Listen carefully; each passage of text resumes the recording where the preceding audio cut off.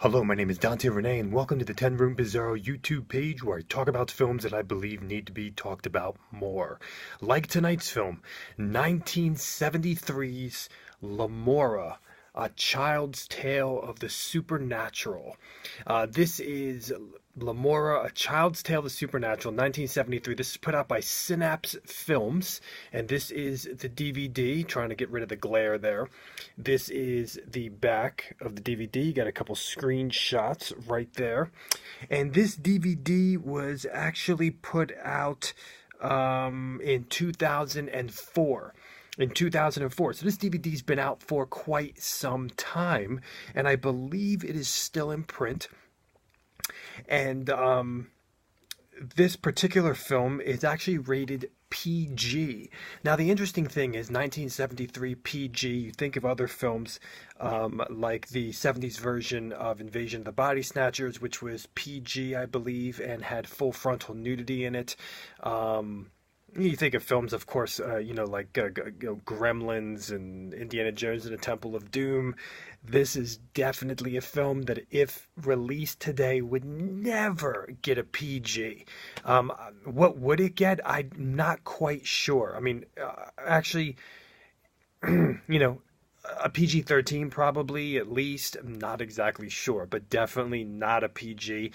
Who is this film marketed for? No idea, because from the title, from the lead character of Cheryl Smith or Rainbow Smith, you'd think, especially looking the age that she looks in this film, like a young teen, like a 13-year-old, which I believe she's playing in the film. You'd think almost, even from the title, that this film was marketed towards kids, like almost like a kid's spooky film, a kid's horror film. Maybe today you'd think of that a film like this, oh, it would be released by Disney, maybe, something like that. Nothing of the sort. So let's get into this film right now. 1973's LEMORA, A Child's Tale of the Supernatural.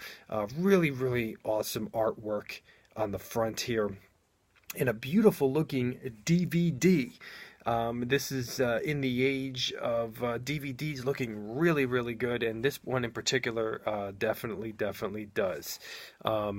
Here's the side there of one of the scariest looking people I've seen in cinema history. So let's get into the film, 1973. This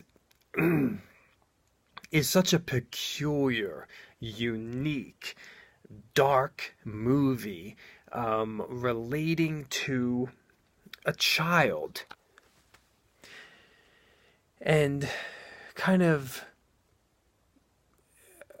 the waywardness and of her parents, of her own family, of her father in particular, and the trauma of that, and her kind of moving away from her parents and really into the embrace of Christianity, of religion, the church in particular, and the pastor of the church, the reverend of the church, and kind of in his care, his protection. By the way, the reverend, I believe, is the director of the film, Richard Blackburn.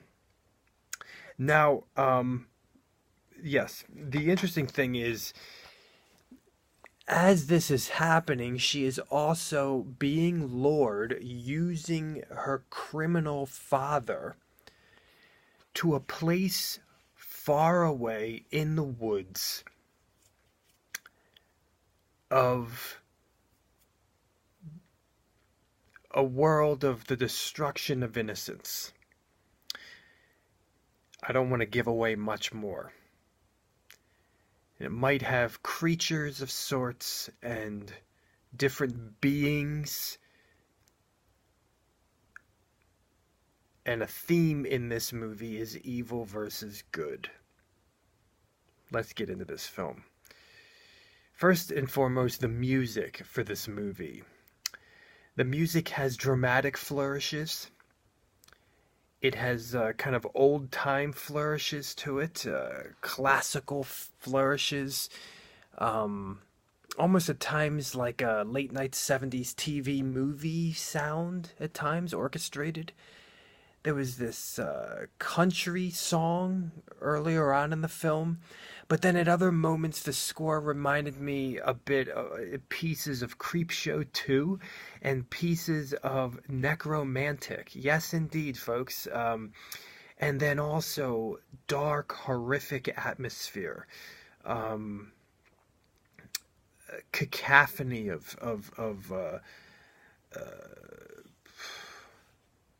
noises and without melody, uh, dark, nightmarish, oppressive at times, and very creepy also at times. Music plays a role in the story of the film as a record is being played. There's religious music in the film, old time music in the film, dancing and singing, live singing by Rainbow, Cheryl Smith here. There's a dedication to Cheryl Rainbow Smith at the beginning of this film as well. You know, the look of this movie, the style is intertwined with the story of this movie. Stylistically, or should I say visually speaking, this film actually reminded me a lot of Tobe Hooper's Eaten Alive. Yes, very bizarre. Some of the sound design has some of the animals in the woods that I hear sometimes in the Friday the 13th series. And I don't know what animal that is, but you'll hear it in the woods where Jason is sometimes, and you'll hear it in this film as well. And there's also the uses of just natural sounds in this film without music at all, which is also extremely atmospheric. This film, as you can see from some of the pictures, this is a unique poster or piece of art for this film in that the piece of art for this film actually represents the color scheme of the actual movie. I would say about 99.6% of this film takes place at night. And there is a blue tint to this film. There are shades of purple as well, but this film is blue. There's a blue hue to this whole film, and it's haunting and mysterious, and bizarre and very nightmarish. And it's not all the time. We do have real lighting also in the film, but predominantly outside at night we see this.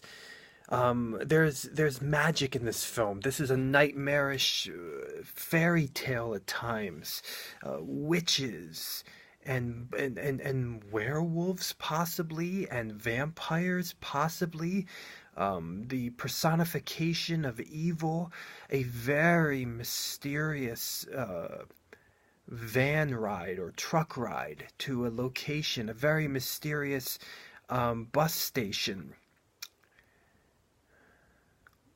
A very mysterious night, a very mysterious mansion, a very mysterious cold prison of a room, and a very mysterious woods outside in the blue hue of the night.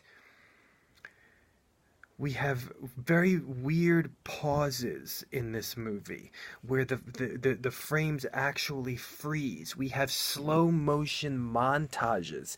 And let me say that again. We have very bizarre freeze frame moments scattered throughout the film in a way that I've never seen before cinematically, where it's almost as if, oh, was that a mistake? Was that not intentional? But then it seemingly is intentional as the movie goes on as well. We have themes of the destruction of innocence, which I mentioned earlier, in particular to religion, in particular to Christianity. We have a bit of danger in the religious realms thematically, which reminded me a bit of Ken Russell's Gothic and also Valerian Borocek's The Strange Case of Dr. Jekyll and Miss Osborne, that type of religious rebellion or rebellion thematically versus good or innocence. We have some very dangerous themes of the destruction of innocence, even sexually speaking, and in line of pedophilia as well.